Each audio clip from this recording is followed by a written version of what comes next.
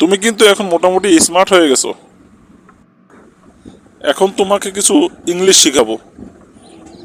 যেমন ধরো, সকালে আমরা যা খাই এটাকে বলে নাস্তা, আর দুপুরে যা খাই এটাকে বলে লাঞ্চ, আর রাতে যা খাই এটাকে বলে ডিনার।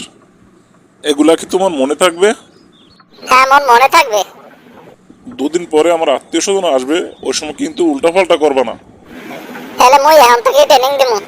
এখন তো দুপুর হয়ে গেছে, এখন তো লাঞ্চ খাবার। এই তো তুমি শিক্ষা গেছো। ও, তুমি আইছো? আচ্ছা বসো, তোমার লেগে আমি ডিনার লই আই।